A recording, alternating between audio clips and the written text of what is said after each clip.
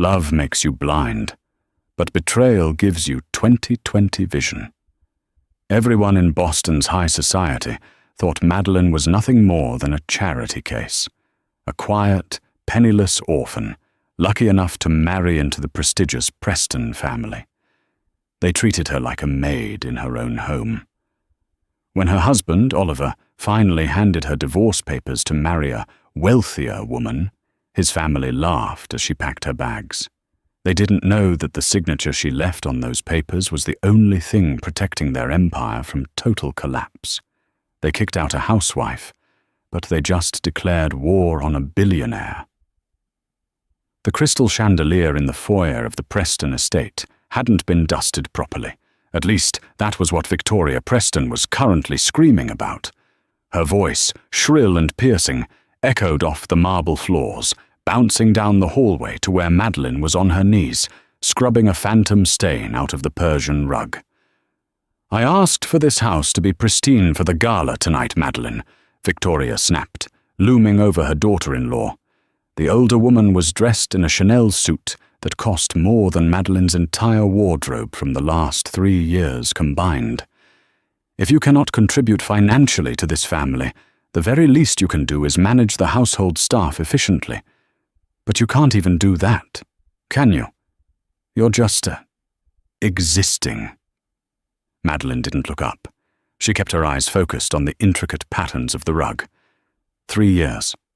It had been 3 years of this. When she had first met Oliver Preston, he had been charming, a man who claimed he didn't care about money or status. He had swept her off her feet, ignoring the fact that she was a nobody from nowhere, with no dowry and no connections. But as the honeymoon phase faded, and the reality of the Preston family's struggling shipping logistics business, Preston Global, set in, Oliver had changed. He had become his mother's son. "I'm sorry, Victoria," Madeline said softly, her voice steady.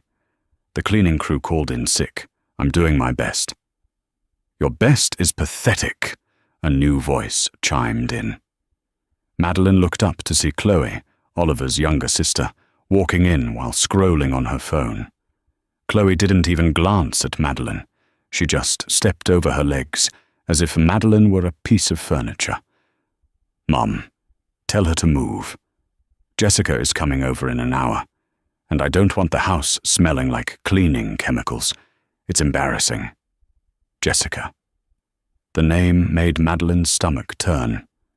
Jessica Tate was the daughter of a senator, a woman with old money and new influence. She was everything the Prestons wanted Madeline to be, and lately, Jessica had been around a lot. "Get up," Victoria commanded. "Go to your room and stay there. When Oliver gets home, he has news for you. Try not to look so drab." Madeline rose, her knees aching. She wiped her hands on her apron, an apron she wore over old jeans because Victoria refused to let her buy new clothes, claiming the family budget was tight due to market fluctuations. It was a lie, of course. The budget was tight for Madeline, but not for Chloe's trips to Paris or Victoria's weekly spa days at the Mandarin Oriental. She walked up the grand staircase, feeling the eyes of the portraits of dead Prestons burning into her back. She entered the master bedroom, a room that had felt cold for months. Oliver hadn't slept here in weeks. He claimed he was pulling all-nighters at the office to save the company. Madeline sat on the edge of the bed and looked at the clock. 6 p.m. He would be home soon. At 6:45 p.m., the heavy oak door creaked open. Oliver walked in. He looked handsome, dashing in his bespoke navy suit, but his eyes were hard. There was no warmth in them, no hint of the man who had once whispered promises of forever under the stars in Cape Cod. He didn't say hello. He walked straight to the dresser, pulled off his tie, and tossed it onto the chair. Then he reached into his briefcase and pulled out a thick manila envelope. He threw it onto the bed next to her. The sound of the paper hitting the duvet was deafening in the silence. "What is this?" Madeline asked. though she already knew. She felt a strange calmness wash over her, a numbness that had been building for months. "Divorce papers," Oliver said, his back to her, as he poured himself a drink from the crystal decanter. "I can't do this anymore, Madeline. I need a partner, not a dependent." "A dependent?" Madeline stood up. "I handle this entire household. I manage your mother's schedule. I organize your business dinners. I balance the domestic accounts." "That's work a maid does, Madeline." Oliver spun around, his face flushed.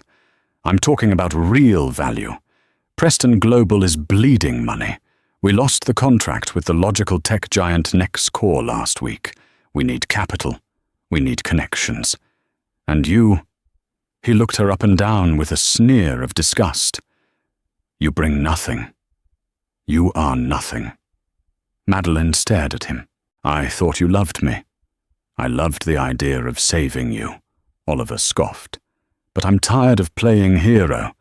Jessica and I, we have an understanding. Her father is willing to invest $50 million into the firm if we merge families. It's a business decision, Maddie. Don't make it difficult." "So I'm being traded," Madeline stated flatly, "like a used car." "Don't be dramatic," Oliver snapped. "The prenup you signed leaves you with nothing, but I'm not a monster. I've put $5,000 in an account for you. That's enough to get you a bus ticket back to wherever you came from and rent a studio for a month. Sign the papers. Tonight." The door opened again. Victoria and Chloe stood there, smirks plastered on their faces. They had been listening. "Go on, dear," Victoria purred, stepping into the room. "Do the right thing for once.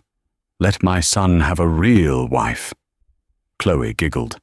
"Yeah, Jessica already picked out new curtains for this room. Yours are hideous." Madeline looked at the three of them. The husband who promised to protect her. The mother-in-law who tormented her. The sister-in-law who mocked her. They looked at her and saw a frightened, poor mouse. They had no idea. Madeline reached out and picked up the pen from the nightstand. She didn't cry. She didn't beg. She flipped to the last page of the document. $5,000, Madeline repeated. "Take it or leave it," Oliver said coldly. "Keep it," Madeline said. She signed her name with a flourish. Madeline, not Madeline Preston, just Madeline. She dropped the pen. "I'll be gone in 10 minutes. "Make it 5, Victoria hissed. The rain in Boston was relentless that night, a sheet of grey that matched the pavement. Madeline walked out of the iron gates of the Preston estate carrying nothing but a single duffel bag. She hadn't packed clothes. She hadn't packed jewellery. She had only taken her laptop and a small, velvet-bound notebook she kept hidden under the floorboards of the closet. As the heavy gates clicked shut behind her, she didn't look back at the mansion glowing with warm light. She knew they were probably popping champagne right now. Oliver was likely calling Jessica. Victoria was probably already ordering the staff to burn Madeline's things. She walked 2 blocks down the dark, wet street to a waiting black sedan. It wasn't a taxi. It was a Mercedes Maybach S-Class, its windows tinted pitch black. The driver, a burly man with a scar running down his cheek, stepped out immediately, holding an umbrella. He opened the rear door with a bow that was far deeper and more respectful than anything Oliver Preston had ever offered her. "Good evening, Madame Director," the driver said, his voice grave. "We received your signal." "Hello, Arthur," Madeline said, her voice changing. The softness was gone. The hesitation vanished. In its place was a tone of steel and command. She slid into the leather back seat. "Take me to the airfield. Is the jet ready?" "Fueled and waiting, madam. We have a slot for departure to New York in 40 minutes. Madeline nodded. She pulled out her phone. Not the cracked iPhone 8 the Prestons allowed her to have, but a sleek, prototype satellite phone she had pulled from the hidden compartment of her duffel bag. She dialed a number. "Connect me to the board," she said. A moment later, a voice answered. "Ms. St. James, we didn't expect to hear from you until next quarter. Is everything all right in Boston?" "I'm done in Boston," Madeline said, staring out the window as the city blurred by. "Initiate Phase 2 of the acquisition, and tell the legal team to prepare a dossier on Preston Global." "The shipping firm?" The voice on the other end sounded confused. "That's a failing entity, Miss St. James. Their stock is junk. Why would Apex Holdings be interested in them?" "Personal reasons," Madeline said. "I want to buy their debt, all of it. Every loan, every mortgage, every line of credit. I want to own every cent they owe." "Understood. We can have the paperwork ready by morning. And Miss St. James, welcome back." Madeline hung up. She leaned back against the headrest and closed her eyes. For 3 years, she had played the role of Madeline the orphan. It had been a test, a twisted, painful test. Her late father, the founder of Apex Holdings, a conglomerate that owned everything from pharmaceutical patents to half the real estate in Manhattan, had insisted on it in his will. To inherit the control of the company, she had to live without her fortune for 3 years, to find someone who loved her for her, not for the billions attached to her name. She thought she had found that in Oliver. She had met him at a coffee shop where she was working as a waitress during the start of her exile. He had seemed so genuine. She had been wrong. The car pulled onto the tarmac of the private airfield. A Gulfstream G650 stood waiting, the engines whining softly. As Madeline stepped out of the car and walked up the stairs, the flight attendant handed her a glass of Dom Perignon 2008. Madeline took a sip, the bubbles sharp against her tongue. She looked down at her cheap jeans and the worn-out sneakers. "Do you have the change of clothes I requested?" she asked. "Yes, Ms. St. James. The closet is fully stocked. Dior, Alexander McQueen, and the custom suits from Savile Row." Madeline walked into the private cabin. She stripped off the clothes of the poor wife. She put on a sharp, crimson pantsuit that fit her like a second skin. She put on her diamond earrings, the ones worth more than the entire Preston estate. She pulled her hair back into a severe, powerful bun. She looked in the mirror. Madeline the victim was dead. Madeline St. James, the CEO of Apex Holdings and the youngest female billionaire on the Forbes list, had returned. Meanwhile, back at the Preston estate, the mood was celebratory. Oliver sat in the leather armchair, a glass of scotch in his hand. Jessica was on his lap, tracing the line of his jaw with a manicured finger. "I can't believe she's finally gone," Jessica giggled. "Did she cry?" "Surprisingly, no," Oliver said, feeling a flicker of annoyance. He had wanted her to cry. He had wanted her to beg. Her silence had felt arrogant. "She just signed and left. Didn't even take the money." "Trash knows its place," Victoria said from the sofa, flipping through a magazine. "Now we can focus on what matters. Jessica, darling, did your father transfer the funds?" Jessica smiled. "He's initiating the transfer tomorrow, but there's a condition. He wants Preston Global to secure a contract with a major logistics partner first. He says throwing money at a sinking ship isn't smart unless the ship has a destination." Oliver frowned. "We lost next core. Who else is there?" "There's a rumor," Jessica said, her eyes gleaming. "A massive conglomerate, Apex Holdings, is looking to expand their supply chain in the Northeast. If we can get a meeting with their CEO and secure a deal, my father will double his investment." Oliver sat up straight. "Apex Holdings, they are untouchable. Their CEO is a ghost. No one even knows who runs it since the old man died." "Well, you better find out," Victoria said sharply, "because without that deal, or Jessica's father's money, the bank is going to foreclose on this house next month." Oliver smirked, his confidence returning. He was a Preston. He could charm anyone. "Don't worry, Mother. I'll find this COO. I'll wine him, dine him, and get him to sign whatever I want, just like I got Madeline to sign those papers." He raised his glass to the future. They all clinked glasses, unaware that the him Oliver planned to charm was the woman he had just thrown out into the rain, and she wasn't interested in dining. She was interested in destroying. The headquarters of Apex Holdings was not just a building. It was a monolith of glass and steel that pierced the Manhattan skyline, a testament to absolute power. On the top floor, in a corner office that floated above the clouds, Madeline St. James stood looking down at the city that looked like a circuit board from this height. It had been 1 week since she left the Preston estate. 1 week since she had slept in a bed with thread count higher than the Prestons' yearly income. 1 week since she had stopped being poor, useless Madeline and resumed her throne. Her assistant, a sharp-eyed young man named Leo, walked in silently. He placed a tablet on her obsidian desk. "The acquisition of Preston Global's debt is complete, Miss St. James," Leo said, his voice devoid of emotion. "We bought out their primary line of credit from Boston First National, their mortgage on the estate from Chase, and even the outstanding loans on their fleet of trucks. You effectively own everything they touch." Madeline turned around. She was wearing a white silk blouse and black wide-leg trousers, her posture regal. "And the price?" "Pennies on the dollar," Leo replied.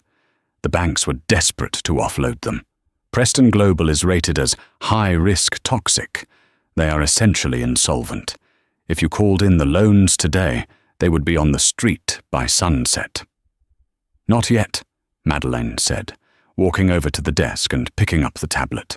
She scrolled through the financial reports. It was worse than she thought. Oliver hadn't just been struggling, he had been incompetent. There were massive withdrawals for consulting fees that went directly to shell companies owned by Jessica Tate's father. They were siphoning money out of the company while the ship sank. "I want them to feel hope first. It hurts more when you rip it away." "Mr. Preston has been calling the main line every hour," Leo noted. "He's desperate for a meeting with the CEO. He believes Apex is his savior." "He doesn't know the CEO is the woman he discarded," Madeline mused. A cold smile played on her lips. "Grant him the meeting. But not here, not yet." "Where then?" "The Winter Solstice Gala," Madeline said. "It's this Saturday at the Plaza. Send an official invitation to Oliver Preston and his guest. Tell him the CEO of Apex Holdings will be making a rare public appearance and is looking for strategic partners." "He will bring Ms. Tate," Leo warned. "I'm counting on it," Madeline said. "I want them both there. I want them to wear their finest clothes. I want them to think they have won." Meanwhile, in Boston, the atmosphere in the Preston mansion was manic. Oliver slammed the phone down in his study, a grin spreading across his face that made him look almost manic. "I got it!" he shouted. Victoria rushed in from the hallway, clutching a glass of wine. "You got the deal?" "Better," Oliver said, standing up and buttoning his jacket. "I got an invite. The Apex Holdings Winter Solstice Gala in New York. The executive assistant said the CEO specifically reviewed our file and wants to meet us. Mother, this is it. This is the big leagues." Jessica, who had been lounging on the sofa looking bored, sat up. "A gala? In New York? That's actually exclusive. My father has been trying to get an invite to an Apex event for years." "See?" Oliver walked over and kissed Jessica on the cheek. "I told you I'd handle it." Madeline was the dead weight holding us back. The moment I cut her loose, the universe started rewarding us. "We need to look the part," Victoria said, her eyes narrowing as she calculated. "If we are meeting the CEO of a multi-billion-dollar conglomerate, we cannot look like provincial Bostonians. We need new wardrobes." "Mom, the credit cards are maxed out," Chloe said from the doorway, chewing gum. "I tried to buy a latte this morning and it got declined. Embarrassing." "Don't worry about the cards," Oliver said, waving his hand dismissively. "I'll authorize a temporary overdraft on the company account. Once we sign this deal with Apex on Saturday, we'll get a signing bonus that will cover everything. Spend whatever you need. We have to look like we belong." The next 3 days were a whirlwind of delusional spending. Oliver, Victoria, Chloe, and Jessica flew to New York, flying commercial economy, which Victoria complained about the entire time, and checked into a suite at the St. Regis that they absolutely could not afford. They spent days shopping on Fifth Avenue. Victoria bought a gown of emerald velvet. Chloe bought diamond studs. Oliver purchased a bespoke tuxedo. They were burning through money that didn't exist, fueled by the arrogance that they were about to be saved. On the morning of the gala, Oliver received a notification on his phone. It was a bank alert. Preston Global's accounts were frozen due to ownership transfer. He frowned, staring at the screen. He tried to log in, but his access was denied. "Is something wrong, darling?" Jessica asked, emerging from the bathroom in a silk robe. "Just a glitch," Oliver lied quickly, shoving the phone in his pocket. He couldn't panic now. Not today. "The bank merges systems on weekends sometimes. Come on, get dressed. Tonight, we become royalty." He didn't know that the ownership transfer wasn't a glitch. It was the first tightening of the noose. The debt had officially settled in the accounts of MSJ Trust. The grand ballroom of the Plaza Hotel had been transformed into a winter wonderland. Icicles made of Swarovski crystals hung from the ceiling, catching the light of 1,000 candles. White roses imported from Ecuador covered every surface. The air smelled of expensive perfume, old money, and power. The elite of the world were there. Tech moguls, oil barons, Hollywood royalty. And amidst them, looking desperate to be noticed, were the Prestons. Oliver stood near the champagne fountain, scanning the room. He felt out of place, though he would never admit it. The people here didn't just have money, they had empires. "Do you see him?"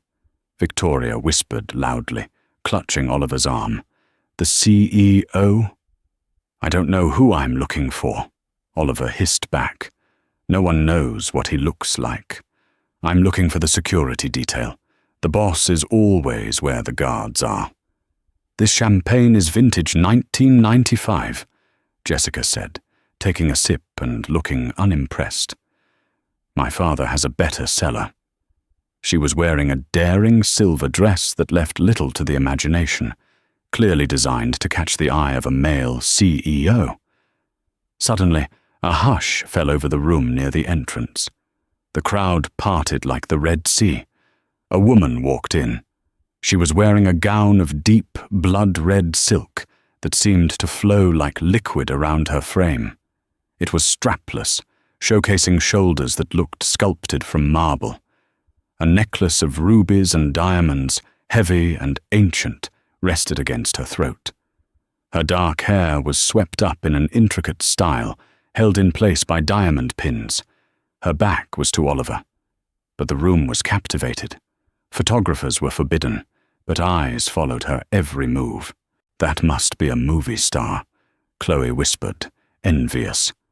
"Look at that dress. That's a custom Vora Wang. Has to be." "Forget her," Oliver said, though he couldn't take his eyes off the woman. There was something familiar about her posture, the way she held her head high, the straight line of her spine. "We need to find the Apex executives." The woman in red turned to speak to a waiter, her profile illuminated by the soft light. Oliver froze. The glass of champagne in his hand slipped, shattering on the marble floor. "Oliver, you clumsy idiot!" Victoria shrieked, jumping back to avoid the splash. But Oliver didn't hear her. He was staring at the woman. He blinked, sure that the stress was making him hallucinate. "Madeline?" he whispered. "What?" Jessica laughed. "Don't be stupid. Madeline is probably scrubbing toilets in a diner in New Jersey right now." "No," Oliver said, his voice trembling with a mix of confusion and sudden, hot anger. "That's her! Look!" he pointed. The woman in red was laughing softly at something a silver-haired gentleman said. The laugh. He knew that laugh. But he had never heard it sound so confident, so free. "It can't be," Victoria squinted. "She looks expensive. Madeline was a mouse. That woman is a lioness." "She must have crashed," Jessica sneered, her jealousy flaring instantly. "She probably used the money you gave her to rent a dress and sneak in to embarrass us. Oh, this is rich. She's stalking you, Oliver." "I'm going to throw her out," Oliver growled. He straightened his tuxedo jacket, his face turning red.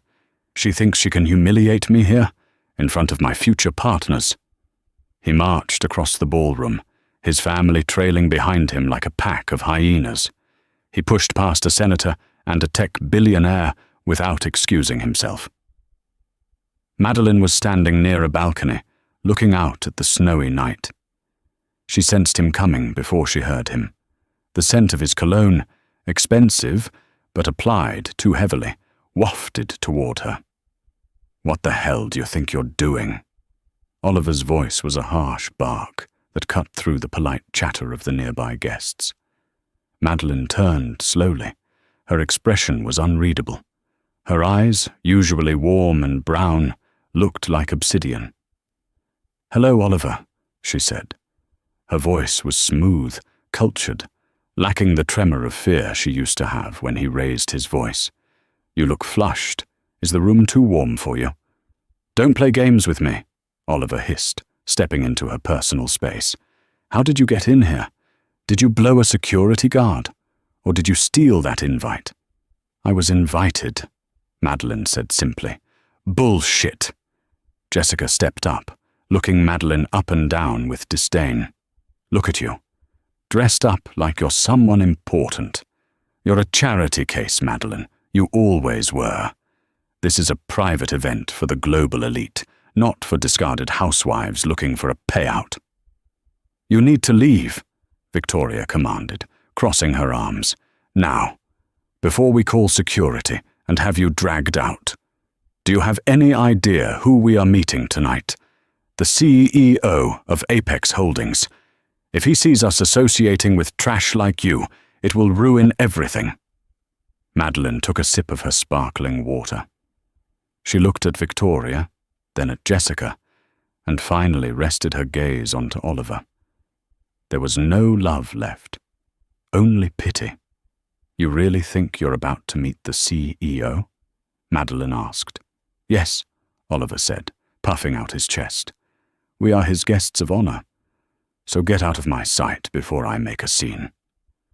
"Make a scene?" Madeline challenged softly. "I'd love to see it." "You asked for it." Oliver turned and waved frantically at a large man in a suit standing by the wall, one of the head security agents. "Hey, you, over here."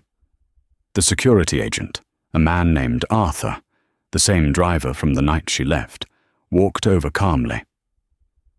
"Yes, sir?" Arthur asked. "This woman," Oliver pointed a shaking finger at Madeline, "is an intruder. She is harassing us. I want her removed immediately. Throw her out on the street." Arthur looked at Oliver. Then he looked at Madeline. "Is there a problem, Mum?" Arthur asked Madeline, his tone deferential. Oliver dropped his hand. "Why are you asking her? I told you to throw her out. Do you know who I am? I am Oliver Preston." "I know who you are, Mr. Preston," Arthur said coldly, "but you seem to be confused about who she is." Before Oliver could respond, the lights in the ballroom dimmed. A spotlight hit the center stage. A voice boomed over the speakers. "Ladies and gentlemen, distinguished guests, please welcome your host for the evening, the chairwoman and CEO of Apex Holdings." Oliver smirked. "Finally. Now you'll see, Madeline. Now you'll see real power." He turned to the stage, expecting a man to walk out. The announcer continued. "Ms. Madeline St. James." The room erupted in applause. Oliver froze. The name hung in the air like a guillotine blade. St. James. Madeline's maiden name was James. Just James. Or so he thought. He turned back to look at Madeline. She handed her glass to Arthur. She smoothed her red dress. "That's my cue," she said calmly to Oliver, whose face had gone ash-white. "Enjoy the gala, Oliver. Try the shrimp. It's excellent." She walked past him, her shoulder brushing against his arm. She ascended the stairs to the stage, the spotlight following her, turning her red dress into a beacon of fire. Oliver stood paralyzed. Victoria clutched her chest, looking like she was having a heart attack. Jessica's mouth hung open, her silver dress suddenly looking cheap and tacky. Madeline reached the podium. She looked out at the crowd, her face projected on massive screens behind her. She looked powerful, beautiful, untouchable. "Good evening," she said into the microphone, her voice echoing through the silent hall. "Thank you all for coming. Tonight is about the future. It's about shedding the dead weight of the past and investing in true value." She locked eyes with Oliver across the room. Even from that distance, he felt the impact. "Sometimes," she continued, "you have to let things fall apart, so something better can fall together. And sometimes you have to acquire your enemies to teach them the cost of betrayal." Oliver felt the room spinning. She was Apex. She wasn't poor. She was the billionaire they had been desperate to impress, and he had just tried to have her thrown out of her own party. The applause died down, replaced by a murmur that buzzed like a hive of angry bees. Every eye in the room darted between Madeline on stage and the Preston family standing near the back, looking as if they had been struck by lightning. Oliver couldn't breathe. His chest felt constricted, as if an invisible hand were crushing his lungs. Madeline St. James, the St. James dynasty, the family that practically built New York's financial district. He had been married to the heiress of the St. James fortune for 3 years. He had treated her like a servant. He had made her scrub floors. He had complained about her spending $10 on groceries while she had billions sitting in a trust. "This is a mistake," Victoria stammered, clutching her pearl necklace so tightly the string snapped, sending pearls cascading onto the floor. "It's a trick. She's an actress. Oliver, tell me she's an actress." But Oliver knew, the way she stood, the cold authority in her eyes. It was the same look she had given him the night she left, magnified by 1,000%. Madeline stepped down from the podium. She didn't retreat backstage. Instead, she walked straight into the crowd, flanked by Arthur and 2 other large security guards. The crowd parted instantly, creating a corridor that led directly to Oliver. She stopped 3 feet away from him. The silence in the immediate vicinity was suffocating. "You wanted a meeting with the CEO," Madeline said, her voice conversational but carrying a lethal edge. "Here I am. Make your pitch, Oliver." Oliver opened his mouth, but no words came out. He looked at Jessica, hoping for backup, but Jessica Tate was backing away, her face pale. She knew who Apex Holdings was. Her father feared them. Madeline," Oliver choked out. He tried to smile, the old charm flickering weakly, Baby, why didn't you tell me? This changes everything. Does it? Madeline tilted her head. Does it change the fact that you cheated on me? Does it change the fact that you called me a parasite? Or does it just change the balance of your bank account? I was under stress, Oliver pleaded, stepping forward, ignoring Arthur's warning glare. The company was failing. I did what I thought I had to do to save the family. But we're family, Maddie. We're husband and wife. We can fix this. Imagine what we can do together. Preston Global and Apex. We would be unstoppable. A ripple of laughter went through the crowd. Someone whispered, "Is he serious?" "We aren't husband and wife," Madeline corrected him, pulling a folded document from her clutch. "You demanded a divorce. You demanded I sign immediately. I did. My lawyers filed the paperwork at 9 a.m. this morning.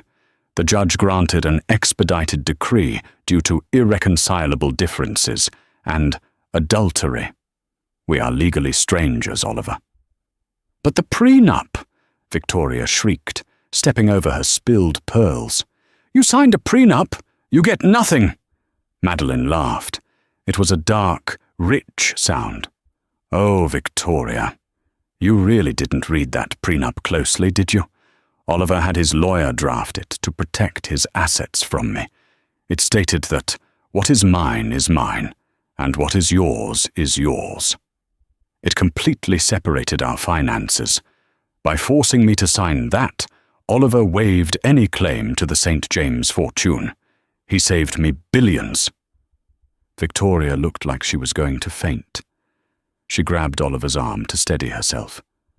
"Now," Madeline said, her tone shifting to business. "Regarding Preston Global, you came here looking for a savior, but I didn't buy your debt to save you, Oliver. I bought it to foreclose on you." "You can't," Oliver whispered. "We have 30 days. There's a grace period." "There is a change of control clause in your loan agreements," Madeline recited from memory. "If the debt is sold to a new entity, the full amount can be called due immediately if the debtor is deemed insolvent. And looking at your financials, you are very insolvent." She snapped her fingers. Leo, her assistant, appeared with a folder. He handed it to Oliver. "This is a notice of default," Madeline said. "You owe Apex Holdings $42 million.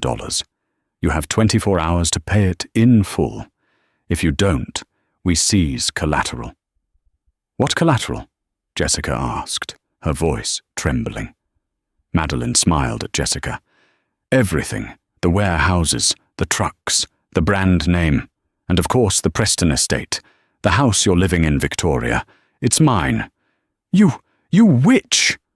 Victoria lunged forward, her hand raised to slap Madeline. Arthur moved faster than a striking cobra. He caught Victoria's wrist in midair, twisting it slightly until she yelped. "I wouldn't do that," Arthur rumbled. "That is assault on a federal-level dignitary." "Let her go," Madeline said calmly. Arthur released Victoria, who stumbled back into Chloe. Chloe was too busy live-streaming the entire thing on her phone, tears streaming down her face, to help her mother. "Get out of my gala," Madeleine said, her voice dropping to a whisper that only they could hear. "Go home and pack. You have until tomorrow." "Jessica!" Oliver turned to his mistress, desperation clawing at his throat. "Call your father. Tell him to wire the money. We can pay her off." Jessica looked at Oliver. She looked at his sweating face, his cheap desperation. Then she looked at Madeline St. James, the billionaire queen standing in her red armor. Jessica laughed. It was a cruel, harsh sound. "My father," Jessica sneered. "My father isn't going to fight Apex Holdings for a loser like you, Oliver. He wanted me to marry you because he thought you had potential. Clearly, you're just an idiot who threw away a winning lottery ticket." Jessica pulled her arm away from Oliver's grasp. "I'm done. Don't call me." She turned to Madeline. Ms. St. James, wonderful party. Please excuse my poor choice of company." Jessica walked away, disappearing into the crowd, leaving the Prestons alone on the island of their humiliation. "Security," Madeline called out. "Escort these trespassers off the premises." As the guards grabbed Oliver and Victoria by the arms, Oliver looked back at Madeline one last time. "I loved you," he shouted, a lie that tasted like ash. "I really loved you." Madeline didn't even blink. She turned her back on him and raised a fresh glass of champagne. "To independence," she toasted to the room. The crowd cheered. The doors slammed shut on the Preston family, sealing their fate. The next morning, the sun rose over Boston, but it brought no warmth to the Preston estate. The house was in chaos. Suitcases were piled high in the hallway. Victoria was in the living room, weeping into a silk handkerchief, while Chloe was frantically stuffing designer handbags into garbage bags, trying to save as much as she could. Oliver sat at the kitchen table, staring at a bottle of whiskey. He hadn't slept. He was still wearing his tuxedo from the night before, the bow tie undone, the shirt stained. The doorbell didn't ring. The door simply opened. Madeline walked in. She wasn't wearing a ball gown anymore. She wore a sharp white business suit and heels that clicked ominously on the hardwood floors. Behind her were 4 men in suits, lawyers, and a team of movers.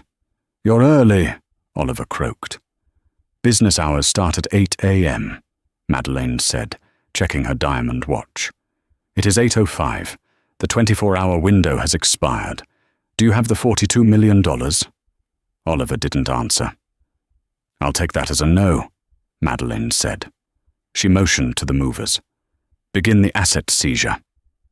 "You can't take my things," Victoria screamed, jumping up from the sofa. "My furs, my jewelry, those are personal items." "Actually," one of the lawyers stepped forward, adjusting his glasses. "According to the bankruptcy filings Mr. Preston signed 3 years ago to keep the company afloat, personal assets of all guarantors were listed as collateral. Since Mrs. Victoria Preston is a co-signer on the mortgage, yes, the furs are property of Apex Holdings." "Take them," Madeline ordered. The movers began to strip the house. They took the paintings off the walls. They rolled up the Persian rugs, the same rug Madeline had been cleaning on her knees just a week ago. They took the silver candelabras. Madeline walked through the house like a ghost. She went into the dining room. She remembered setting the table for Thanksgiving, only to be told she wasn't allowed to sit with the family because there weren't enough chairs for the important guests. She remembered crying in the pantry. She walked into the living room where Oliver was still sitting. "Why?" Oliver asked, his voice broken. "Why destroy us completely? You have everything, Maddie. You won. Why do you need to see us on the street?"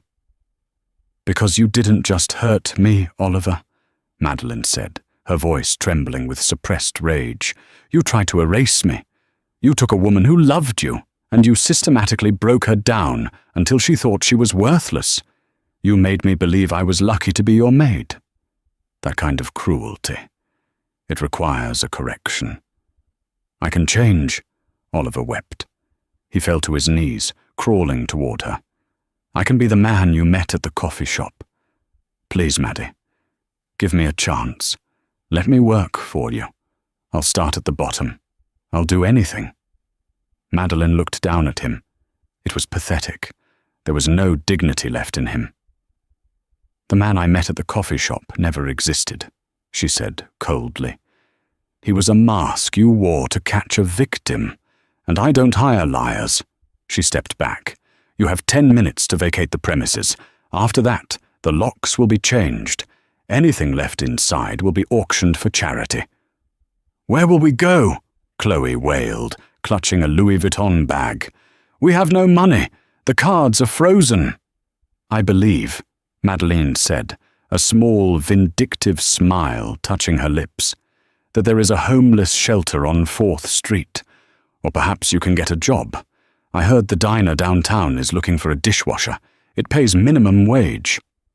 It's honest work." "You can't be serious," Victoria gasped.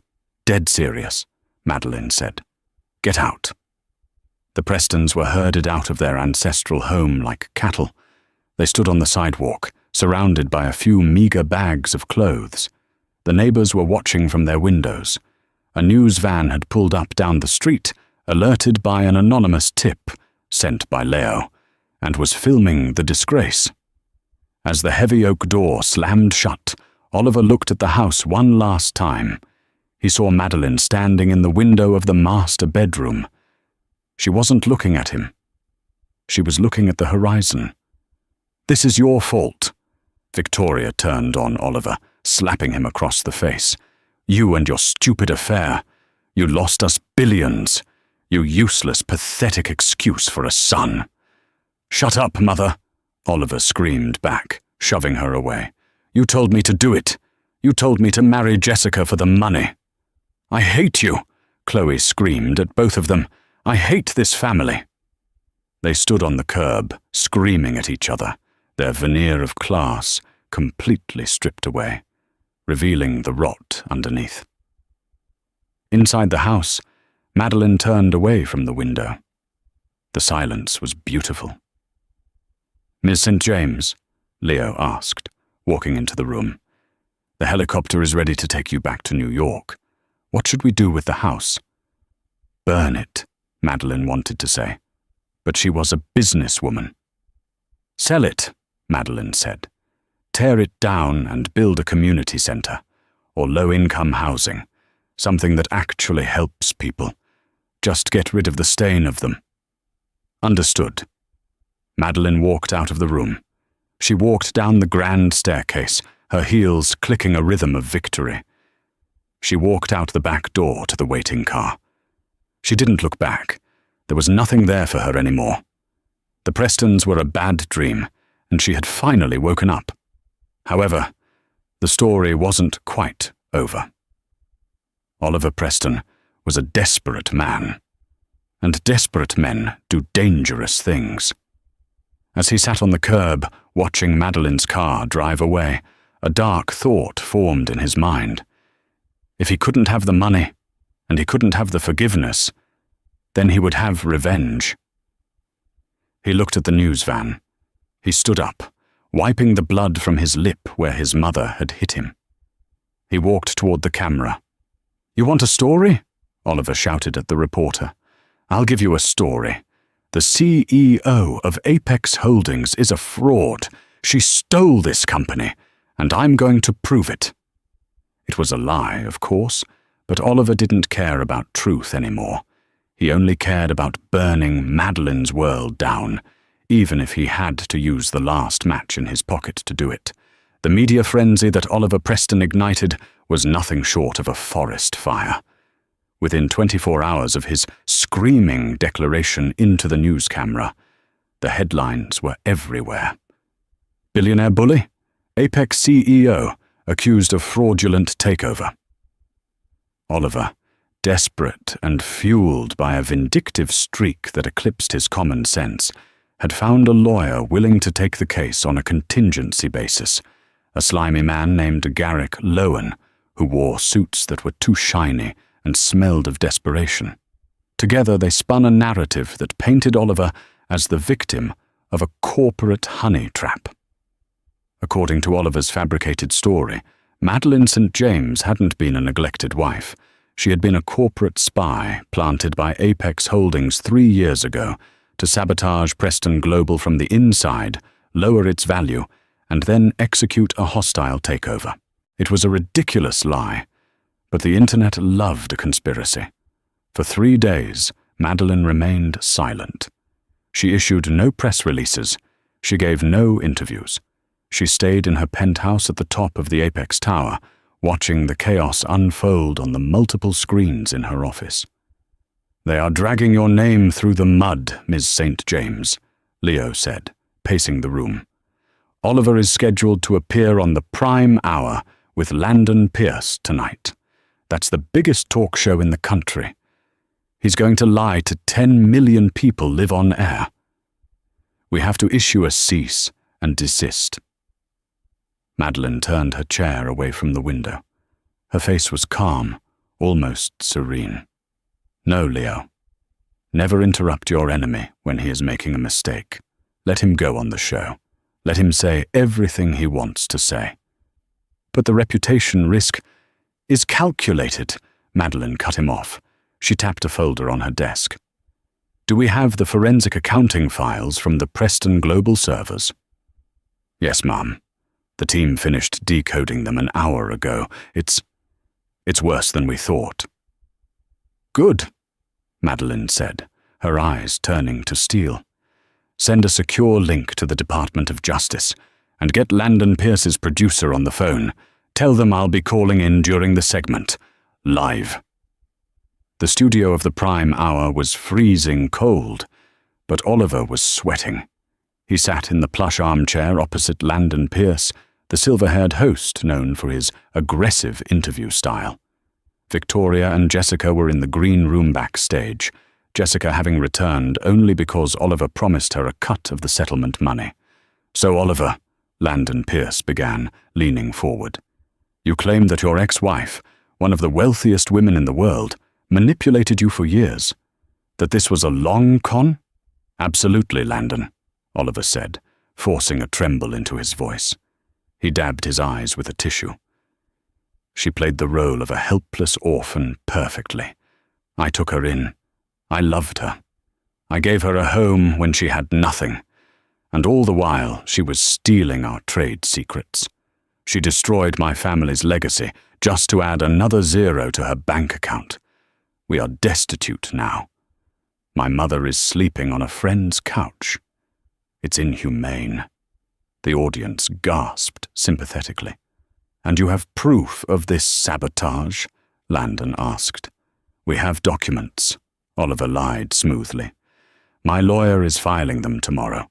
We are suing for $200 million in damages. That's a bold claim, Landon said. He touched his earpiece as a producer spoke into his ear. His expression changed from skeptical to surprised. Well, Oliver, it seems we have a surprise development. Madeline St. James is on the line. She wants to respond. Oliver froze. His stomach dropped. She is? Put her through, Landon commanded. The studio speakers crackled, and Madeline's voice filled the room. It was crystal clear, calm, and terrifyingly authoritative. Good evening, Landon, she said. And hello, Oliver. Maddie, Oliver stammered, trying to regain his footing. I'm surprised you have the nerve to call in after what you did. I'm calling to save you, Oliver, Madeline said. Save me? Oliver scoffed. From what, your lawyers? No, Madeline said. From perjury, and from federal prison. The audience went silent. What are you talking about? Oliver demanded, though his voice cracked. You accused me of sabotage, Madeline continued. But when I acquired Preston Global, I acquired your servers. I had my forensic team go through 3 years of emails and transaction logs. I was looking for mismanagement. I found felonies. That's a lie, Oliver shouted, standing up. Cut her off. She's lying. Sit down, Oliver, Landon Pierce said sharply. Go on, Miss St. James. I found the consulting fees you were paying to the Blue Water Corp in the Cayman Islands, Madeline said. $3 million a year. You told your board those were for logistics consulting. But Blue Water Corp doesn't do logistics, Oliver. It's a shell company linked to the Petrov Syndicate. The color drained from Oliver's face so completely he looked like a corpse. You weren't losing money because of bad markets. Madeline's voice was relentless. You were laundering money for an international arms dealer. You and your mother, Victoria. You were using the shipping containers to move illegal contraband through Boston Harbor. Turn it off! Oliver screamed, looking at the cameras wildly. This is slander. I'll sue this network. I forwarded the files to the FBI an hour ago, Madeline said. "And Oliver, if you look to your left, I believe the authorities are arriving now." On live television, the studio doors burst open. 6 agents in FBI windbreakers stormed onto the set, weapons drawn. "Oliver Preston!" the lead agent shouted. "Hands where we can see them. You are under arrest for money laundering, racketeering, and conspiracy to commit fraud." The audience screamed. Cameras flashed. Oliver was tackled to the ground, handcuffed, and dragged away, kicking and screaming obscenities at the ceiling. Backstage, Victoria tried to run out the back exit, but 2 agents were waiting for her. "I didn't know," she shrieked as they cuffed her. "It was his idea. My son made me do it." Jessica Tate, seeing the disaster, simply sat in the green room, sipping her coffee and pretending she didn't know them. She would testify against them in a heartbeat to save her own skin. 6 months later. The snow was falling gently on the streets of Paris. Madeline sat at a cafe table in Montmartre, a hot chocolate in her hands. She looked different. The severity of the CEO was gone, replaced by a softer, more content expression. She picked up a newspaper someone had left on the table. The headline on page 4 read, "Preston heirs sentenced to 15 years in federal prison." She didn't smile. She didn't feel joy. She just felt finished. The story of the poor orphan girl who married the prince was a fairy tale. The story of the billionaire who destroyed the people who abused her was a tragedy. But it was a necessary one. "Is this seat taken?" Madeline looked up. A man stood there. He wasn't wearing a suit. He was wearing a simple leather jacket and a camera around his neck. He had kind eyes, eyes that didn't see dollar signs when they looked at her. "No," Madeline said, kicking the chair out for him. "It's free." She had learned the hard way that love wasn't about saving someone, and it wasn't about status. It was about respect. And for the first time in a long time, Madeline St. James wasn't looking at the past. She was looking at the future. She took a sip of her chocolate, watched the snow fall, and finally, truly, let go. And that is the shocking conclusion to the story of Madeline and the Preston family. It's a powerful reminder that true worth isn't found in bank accounts or last names, but in character and kindness. Oliver and Victoria thought they could trample on someone because she appeared weak, but they forgot the most important rule of all. Never judge a book by its cover, because you never know who's holding the pen. What did you think of Madeline's revenge? Was sending them to prison too harsh? Or did they get exactly what they deserved? I want to hear your thoughts in the comments below. If you enjoyed this roller coaster of drama, betrayal, and justice, please hit that like button. It really helps the channel grow. And don't forget to subscribe and ring the notification bell so you never miss out on the next crazy story. Thanks for listening, and I'll see you in the next video.